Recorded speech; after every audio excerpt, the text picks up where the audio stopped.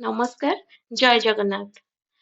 पवित्र जन्माष्टमी उपलक्षे आज मु बनेबाकू जाउची आम श्री जगन्नाथंकर 56 भोग मध्यरु गोटिए भोग चूड़ा कदम्बा, जोटा कि बनेबाकू बहुत ही सहज आउ खाइबाकू बहुत ही टेस्टी आउ ता सहित हमर ओडिशा प्रसिद्ध आउ प्रति ओडियांकर प्रिय बाडिया डालमा आउ आम चंदनपुरर चूड़ा कदम्बाकू बाडिया डाल ଯିଏ ଖାଇଛି ତା ମଜା ଜାଣିଛି। ସେଥିପାଇଁ ମୁଁ ଏଠି ଗୋଟେ ଗିନା ଚୁଡ଼ା ନେଇଛି ଆଉ ତାକୁ ଭଲସେ ଗ୍ରାଇଣ୍ଡିଙ୍ଗ କରି ଚୁନା କରିଦେବି। ଏବେ ମୁଁ ସେଥିରେ 3 ରୁ 4 ବଡ଼ ଚାମଚ ଗୁଡ଼ ଆଡ୍ କରିଛି। ଆପଣ ଚାହିଁଲେ ଚିନି ବି ନେଇପାରିବେ। ଯଦି ଚିନିରେ କରିବେ ତ ଚିନିକି ବି ଚୁନା କରିକି ନେବେ, ଯୋଉଟା କି ଭଲସେ ମିକ୍ସ ହେଇଯିବ। ଏବେ ମୁଁ ଚୁଡ଼ା ଆଉ ଗୁଡ଼କୁ ଭଲସେ ଗୋଳେଇ ଦଉଛି ଆଉ ଚାରିଆଡିକି ଭଲସେ ମିକ୍ସ କରି ଦଉଛି, ଯେମିତି ଗୁଡ଼ଟା ଚୁଡ଼ା ଚାରିଆଡିକି ଭଲସେ ମିକ୍ସ ହେଇଯିବ।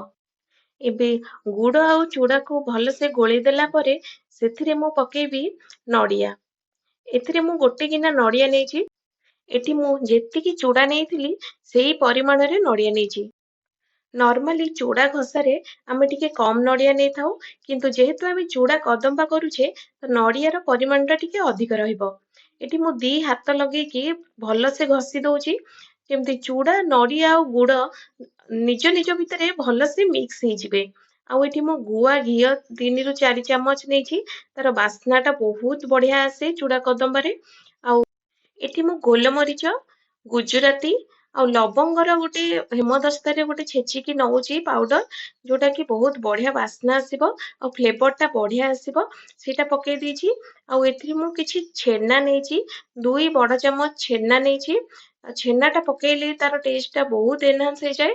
ଆଉ ଡ୍ରାଇ ଫ୍ରୁଟ୍ସ ହିସାବରେ ଏଠି ମୁଁ ନେଇଛି କାଜୁ ଆଉ କିସମିସ, ସବୁ ପକେଇକି ଏଥର ଭଲସେ ତାକୁ ଗୋଳେଇ ଦଉଛି, ଯେମିତି ଚାରିଆଡିକି ଭଲସେ ଗୋଳେଇ ହେଇଯିବ। ଆଉ ଦେଖନ୍ତୁ ଏଠି ବଢିଆ ସେ ଗୋଳେଇ ହେଇଯାଇଛି। ଆଉ ମୁଠା କଲେ ପୁରା ମୁଠା ହେଇକି ରହିଯାଉଛି। ଏବେ ପ୍ରସ୍ତୁତ ହେଇଗଲା ଆମର ଶ୍ରୀ ଜଗନ୍ନାଥଙ୍କର ଅତି ପ୍ରିୟ ଚୁଡ଼ା କଦମ୍ବା। ଏପଟେ ମୁଁ ଡାଲମା ପ୍ରସ୍ତୁତ କରିବା ପାଇଁ ସବୁ ପରିବା କାଟିକି ରଖି ଦଉଛି। ପୋଟଳ, ବିନ୍ସ, ବାଇଗଣ, ଗାଜର, ଆଳୁ, କଖାରୁ ନେଇଯାଇଛି। ଆଉ ଆପଣ ଚାହିଁଲେ କଞ୍ଚା କଦଳୀ, ସାରୁ, ଦେଶୀ ଆଳୁ, କନ୍ଦମୂଳ ଏମିତି ଅନେକ କିଛି ପରିବା ବି ନେଇପାରିବେ। ଏବେ ମୁଁ ସବୁ ପରିବାକୁ କାଟିକି ତାକୁ ଭଲସେ ଧୋଇକି ରଖି ଦଉଛି। ତାପରେ ଡାଲିକି ବି ଧୋଇକି ରଖିଦେବି। ଏଠି ମୁଁ ହରଡ଼ ଡାଲି ନେଇଛି। ଆପଣ ଚାହିଁଲେ ମୁଗ କି ବୁଟ ଡାଲି ସବୁ ମିକ୍ସ କରିକି ବି ନେଇପାରିବେ। ତାର ଟେଷ୍ଟ ବି ବହୁତ ଭଲ ଆସିବ। ଡାଲମା ବନେଇବାର ପ୍ରୋସେସ ସମସ୍ତଙ୍କର ବହୁତ ଅଲଗା ଅଲଗା ହୋଇଥାଏ, ଆଉ ଟେଷ୍ଟ ବି ସେଇ ଅନୁସାରେ ବହୁତ ଅଲଗା ଅଲଗା ହୋଇଥାଏ। ଏଠି ମୁଁ ପରିବା ଆଉ ଡାଲିକି ଗୋଟେ ପ୍ରେସର କୁକରରେ ନେଇଯାଇଛି। ଆପଣ ଚାହିଁଲେ ତାକୁ ହାଣ୍ଡି କିମ୍ବା ଡେକ୍ଚିରେ ବି କରିପାରିବେ। ସେଥିରେ ନର୍ମାଲି ବହୁତ ଭଲ ଟେଷ୍ଟ ଆସେ। ମୋ ପାଖରେ ଟାଇମ କମ ଅଛି ତ ମୁଁ ତାକୁ ପ୍ରେସରରେ ଗୋଟେ ସିଟି ଆଣିଦେବି। ଆପଣ ଯଦି ପ୍ରେସର କୁକରରେ କରିବାକୁ ଚାହାନ୍ତି ତ ଗୋଟେ ସିଟି ହିଁ ଆଣିବେ, ଅଧିକା ସିଟି ଜମା ଆଣିବେନି, ନହେଲେ ପୁରା ଫିଟିଯିବ ଡାଲିଟା। ଏଠି ମୁଁ ଲୁଣ ଆଉ ହଳଦୀ ଦେଇ ଆଉ ପାଣି ଦେଇକି ଗୋଟେ ସିଟି ଆଣିବା ପାଇଁ ବସେଇ ଦେଇଛି ଡାଲମାକୁ।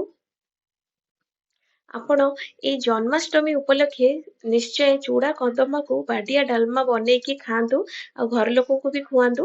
ସମସ୍ତେ ବହୁତ ପସନ୍ଦ କରିବେ। କି ଡାଲମାଟା ସିଝିଗଲା ପରେ ମୁଁ ଗୋଟେ କରେଇରେ ଗୁଆ ଘିଅ ନେଇଛି, ପଞ୍ଚ ଫୁଟଣ, ଶୁଖିଲା ଲଙ୍କା, ହେଙ୍ଗୁ ପକେଇଛି। ହେଙ୍ଗୁର ବାସ୍ନା ବହୁତ ବଢିଆ ଆସେ ଡାଲମାରେ। ଆଉ ଭୃଷଙ୍ଗ ପତ୍ର ଟିକେ ପକେଇଛି। ସବୁ ଭଲସେ ଫୁଟିଗଲା ପରେ ମୁଁ ଡାଲମାଟା ଦେଇ ଦେଇଛି। ଆଉ ଡାଲମାଟା ଟିକେ ଫୁଟିଗଲା ପରେ ସେଥିରେ ମୁଁ ପକେଇ ଦେଇଛି ଜିରା ଲଙ୍କା ଗୁଣ୍ଡ ଆଉ ଡାଲମା ମସଲା ମାର୍କେଟରେ ମିଳୁଛି। ମୁଁ ସେଇ ଡାଲମା ମସଲା ପକେଇଛି। ଆପଣ ଚାହିଁଲେ ଘରେ ବି ବନେଇ ପାରିବେ। ଆଉ ତା ଉପରେ କିଛି ନଡ଼ିଆ କୋରା ପକେଇକି ମୁଁ ଏଠି ସର୍ଭ କଲି ଚୁଡ଼ା କଦମ୍ବା ସହିତ। ଭିଡିଓଟି ଭଲ ଲାଗିଥିଲେ ଲାଇକ୍ କରିବେ ଆଉ ଚ୍ୟାନେଲରେ ନୂଆ ଥିଲେ ସବସ୍କ୍ରାଇବ କରିବାକୁ ଜମା ବି ଭୁଲିବେନି। ଭିଡିଓଟି ଶେଷ ପର୍ଯ୍ୟନ୍ତ ଦେଖିଥିବାରୁ ଧନ୍ୟବାଦ।